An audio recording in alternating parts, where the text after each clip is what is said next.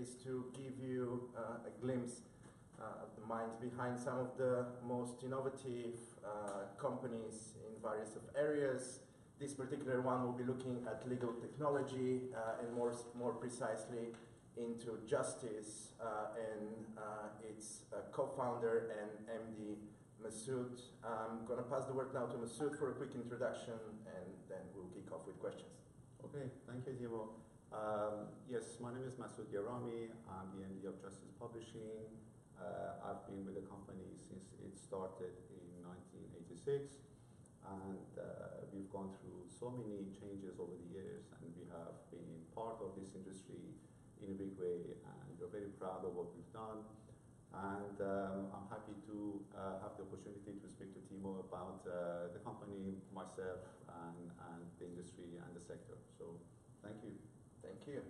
Well, I'll start from the very beginning. So I know that you have done your undergrad and graduate degree at Swansea, computer science. What made you come to London, and what made you essentially establish a company within the legal technology sphere?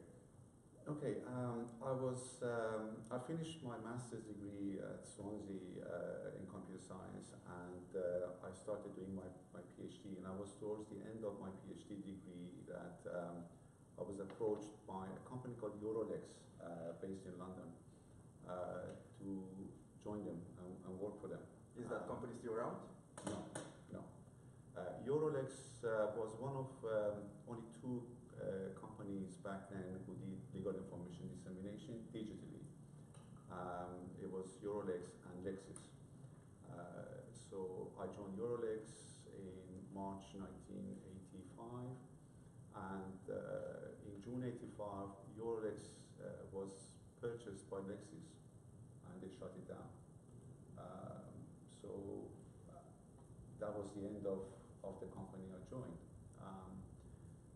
The database director at Eurolex and one other person they came and talked to me about setting up a new company. It's much smaller, but doing more or less the same thing. And that was the beginning of Justis. The company was called Context when we started, okay, and we changed name in 2005.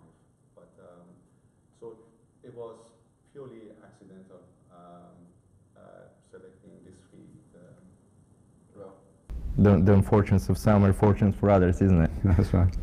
Well, 30 years fast forward, how does your business look today in comparison to where you started? Well, very exciting. Lots happening. We are working on new projects. We always have various projects at different stages of maturity. Both in terms of content that we like to add to our platforms and in terms of the technology which we need to add to support the delivery of the content. And also to stay in touch with the developments in the industry, with the advances in technology, with the perceptions in the market, with the expectations of the user community, all extremely important. There are lots of changes. We go through a lot of experimentation, but that's all part and parcel of the area we are in, and the pace of change that we have to follow. But extremely exciting. How many projects are you guys working on at the moment? Quite a few. We are spending quite a lot of time on our platform, Justis One, because since its launch, it's been received extremely well, and we are now getting feedback about new things to add, about other ways of delivering the content that we have. We're also working on some interesting data projects, which obviously I can't disclose at this stage, but they are very relevant and very pertinent to the market we're in, to the collections that we already have, the products that we already have. So we are very, very busy, very busy. Well, that's fantastic to hear. You know, from your perspective, what do you feel has been the biggest gamble that you've taken as a business? The biggest gamble. I don't know. I'm not a gambling person, but maybe the closest I can say that the biggest risk was when we maybe changed the business model for the company. When did that take place? Around 2009, 2010. Up to that point, our business model was working with data owners and creating digital products from what they had and selling the products and sharing the income. But with the advances and tools that became available through Internet, World Wide Web, many of the data providers could do the same thing themselves. Mm-hmm. Maybe not to the same deep level that we had, but they had the opportunity to do their own online services. So that became quite risky for us.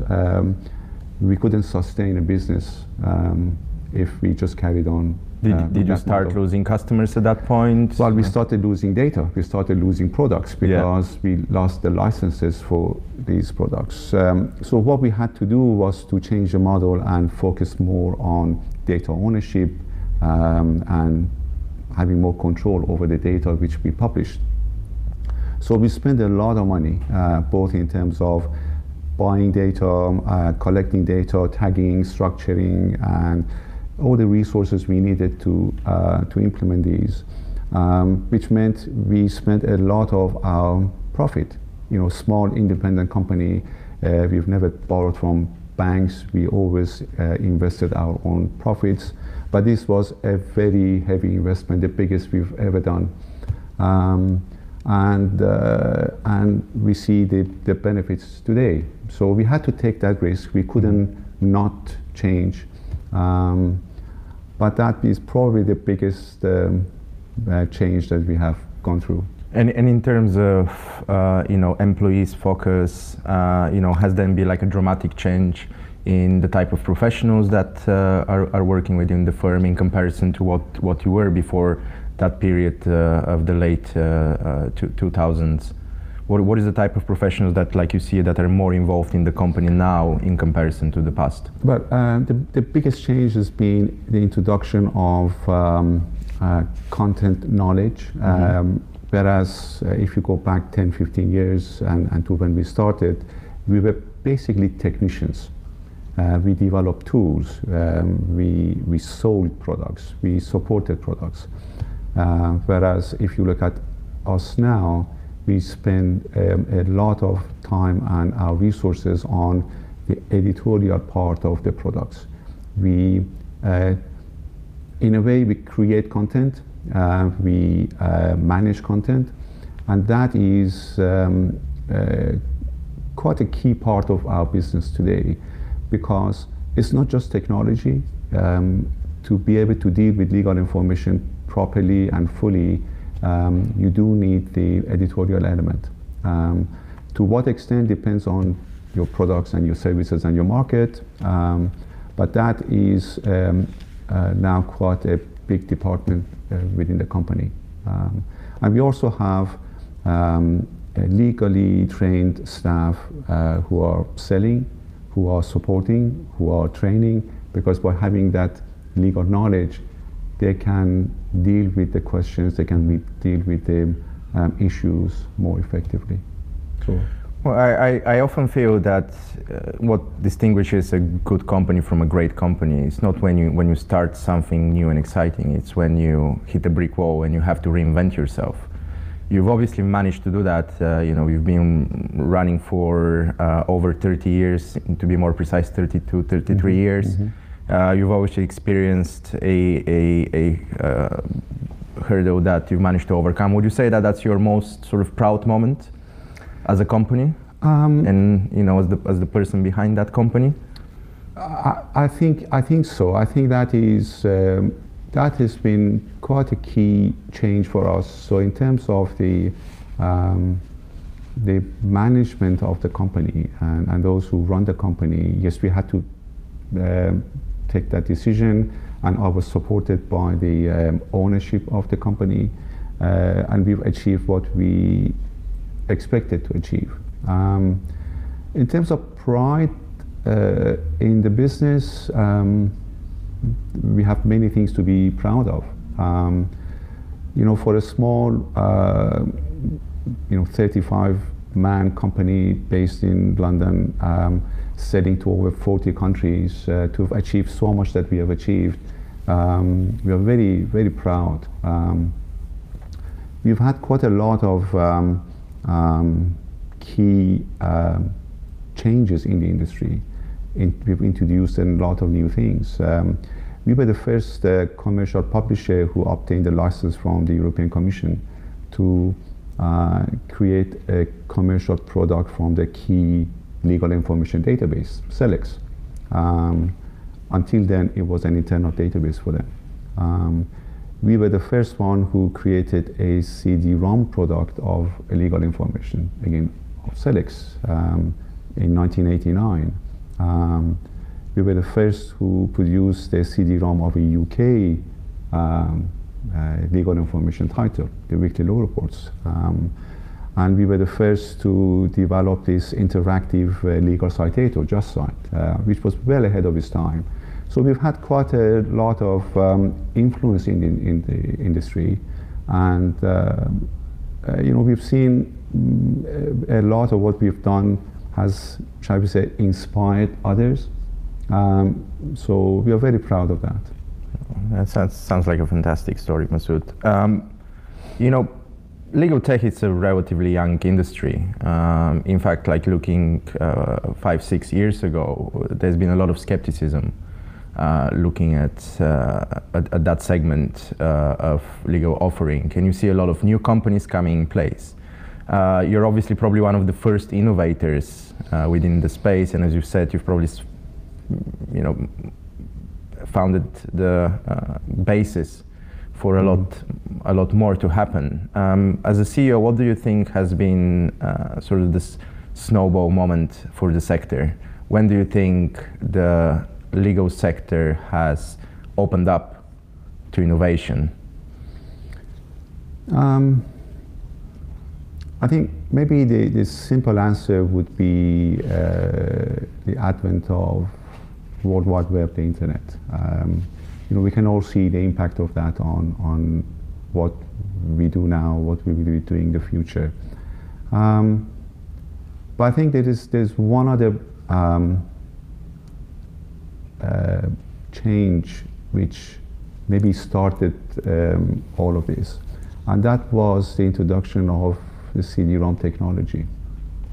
If I go back to when we started, we had some content, some databases which we sold through an online platform, but delivery was through dial-up modem, compared to now extremely slow. And that was an issue.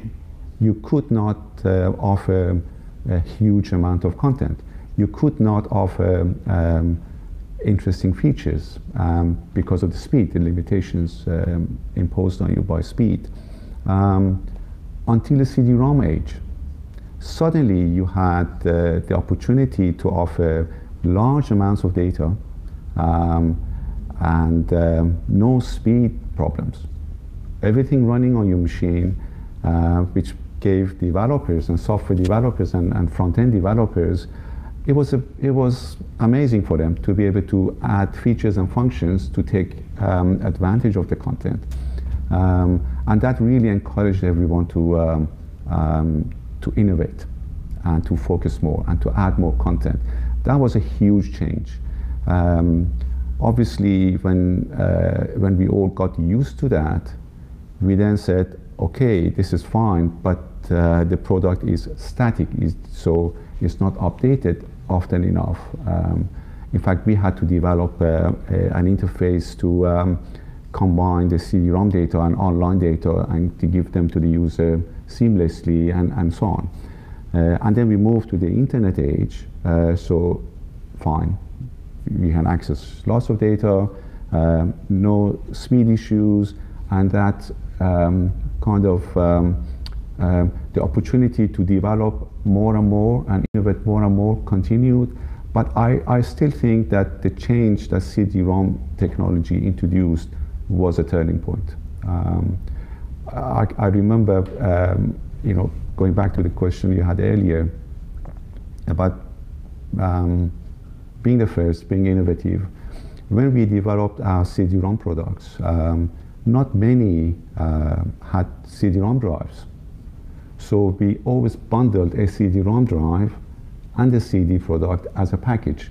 And we had engineers we used to send to barristers or law firms to install the CD-ROM drive and then install the software for them to access our products.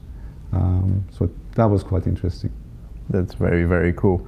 And going back, to the to the late 2000s, not quite sure whether that will hit that period, but what do you feel was the lowest point of the company? Like, have you ever felt like that you're a point where it's a point of no return?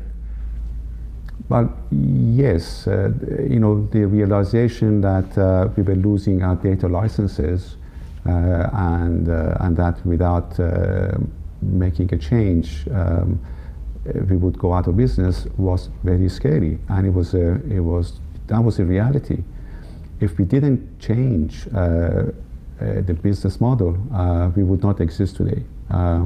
So those were very difficult times, and to plan ahead, to decide how to go into a new way of running the company, and what the focus of the company should be, what the business model of the company should be.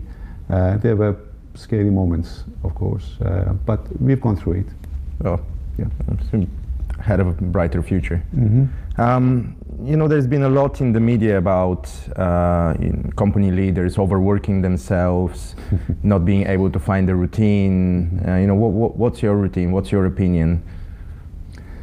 Well, I think the word you use, routine, is the key. You have to have a routine. I try to make time for doing things which would help me relax. I go to the gym, for example. I just don't go to the gym because if you just go and do exercises on your own, you always have an excuse not to go to. But if you join a class or classes, and you go with others, and there's always a banter, there's always the expectations that you'll be there and so on, you're committed more. I also love running. I enjoy running, and I relax quite a lot. Even if I'm thinking about a project whilst I'm running, it's a good way of detaching myself from the office environment and just thinking in a different way about projects and problems and opportunities and so on. So a routine is quite important. You mentioned earlier, just before we started this talk, that you've recently done quite a few very, very, very cool and very nice things actually related to running. Would you like to tell us a bit more about it? You've done like a few charity initiatives. Yes, we have a marketing team who are excellent at encouraging us to be involved in the community more and more. And we have, there was a horrible hurricane in the Caribbean, and our colleagues arranged for a charity walk, which was going across 16 London bridges, and we collected quite a lot of money for that cause.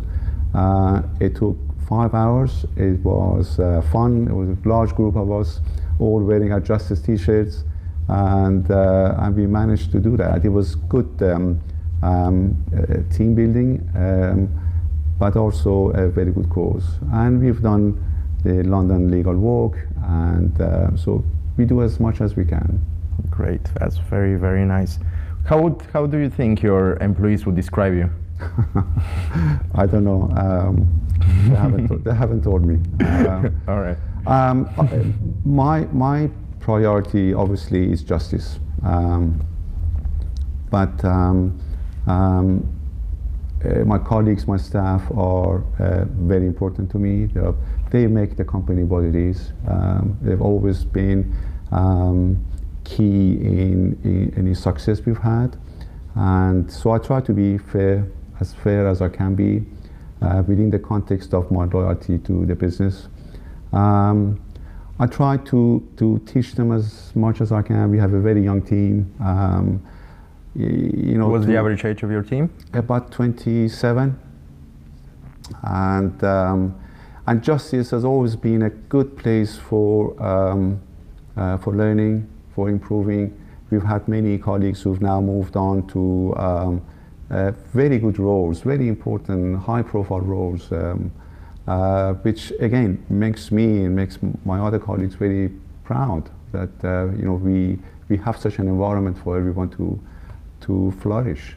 So yeah. Now that you've said those great things about them, what has been the nicest thing you've done for them as a company managing director? The nicest thing I've done for them, or probably a party I arranged for them. It was our 25th anniversary, and we wanted to celebrate that. So I arranged this surprise party for them, but surprise to some extent. I told them to come to the office on such a day, it was a Friday, bring an overnight bag and make sure they'll be ready for a black tie event. So they came, we had a coach which took us to this amazing manor house, and they didn't know until we got there. So everyone changed, and we had an amazing drinks reception on the terraces. Then we spent the night on a vintage train, and back to the place, drinking, music, dancing till very late. Some colleagues carried on until breakfast time. So that was a nice surprise, and they really enjoyed that. It actually does sound like a nice surprise. Yes. I don't think I'm doing that for us anytime soon. Very quick question. As I said, legal tech's been a hot industry recently. We see a lot of new startups, a lot of entrepreneurs essentially entering that area. What would be the one advice you would give them as someone that has a vast experience within the sector? I would say obtain as much knowledge as you can about what you're going to do in terms of the sector you're going to go into, about the competition in that sector, about the kind of customers you'll be selling to, and perhaps, and most importantly, think about the potential growth in that sector. If you can innovate, then you'll succeed. If you are just going to be one of many, you will have a harder time. So pick your sector, pick your direction in a way that you can innovate and you can be different, and you can continue to be different because the competition is very, very fierce. And now moving to a line of questions which are going to be a bit more about Masood and less about Justis. So what would be the 3 books or films that everyone must read or watch in your opinion? Books or films. I don't know. I've seen so many movies. I tell you, maybe the one which sticks in my mind is 12 Angry Men. I love that movie. Because it's such a good teaching story, dealing with conflicts. Having a group, basically a small society, combination of people with different views, different opinions, and reaching a consensus at the end. It's quite interesting and quite inspiring. Books, many books. I enjoy reading books about scientists. The books I've enjoyed reading about Da Vinci, Charles Darwin, John Harrison, they're so inspiring. that they have they've managed to think differently. They've managed to overcome personal tragedy and problems, and to innovate and to be role models. So I find these kinds of books much more inspiring than modern how to the management style and how to teach. And so yeah, Life of Scientists, read about those, very inspiring. What do you think about audiobooks? Do you do that? No. I like to read. I like to read book. I like to dig into it and the actual book itself. Yeah.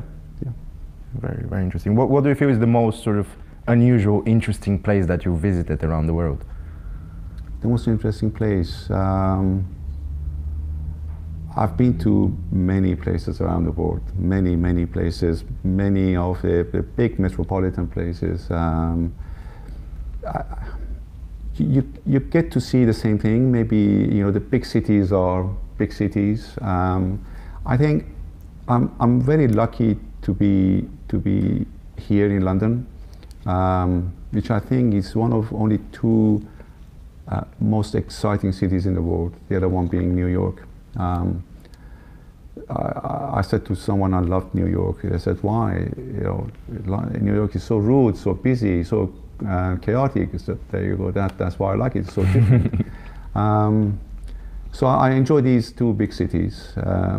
Maybe the most fascinating place I've visited was a city in central China. I went for some business. Simply because it was so different. You see how people live, you see how they make a living, you see the architecture they have, you see their culture, and that has been so different. Actually, there's another place I really enjoyed, which I will never forget, was going to the Vinci Village, where and the birthplace of Leonardo da Vinci. You stand there, this building which they've maintained, and 500 years old, and you feel so humble that this man was born here, such an amazing individual. And since then, generations after generations after generations have come and gone, and you feel so humble that don't take yourself too seriously. Would that be the one sort of scientific and historical figure that you look up to? Oh, definitely. It's definitely. Absolutely. What was your favorite subject in school? Maths? Maths, and then at the university, computer science. I was actually, when I started my university degree, I was studying electrical engineering, but I had the opportunity to switch, and I changed to computer science. Yes, I was fascinated by the power of coding, to be able to write a small piece of code and to achieve so much, and always looking for a problem for which you can find a solution by writing code, which has continued until today. Applying technology to legal information has been the most amazing part of my life, because this is everything I wanted to achieve by applying this knowledge, this skill to solve a problem. You have a big team behind you. Like, do you still code yourself? Yes, and we are big, but we are at the same time we are small, and we have to cover for each other and so on. So maybe I cannot write code in the same way that I did 25 years ago, but there are lots of other things which I do. I roll my sleeve up, I get involved in the nitty-gritty, I cover for my colleagues for holidays and so on. So yes, I do get involved. So it's a very much sort of a team, very orientated environment. Very much. Yeah, that's very, very cool. You don't see that very often in technology firms, I must say. So, as I mentioned earlier, we have few fire questions for you. Okay. Which are going to be completely catch you by surprise. They have nothing to do with legal tech at all. Okay. It's just interesting to find, where you come from. So first one, Star Wars or Star Trek? Star Trek. Star Trek. Well, Star Trek it is. Rock or jazz? Jazz, for sure. Cat or dog? Cat. Brexit or no Brexit? No Brexit. Train or plane? Train. Book or a movie? Book. Chicken or fish? Chicken. Beach or mountain?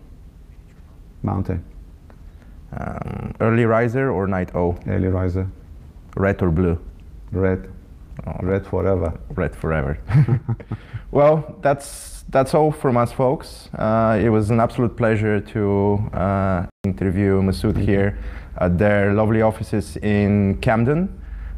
If you have missed that, you will be able to watch a not too heavily edited version of it on our CEOtalks.biz, and you're also going to be able to download the podcast of this interview. Once again, absolute pleasure, Masood. Thank you very much. Thank you. Thank you. Pleasure.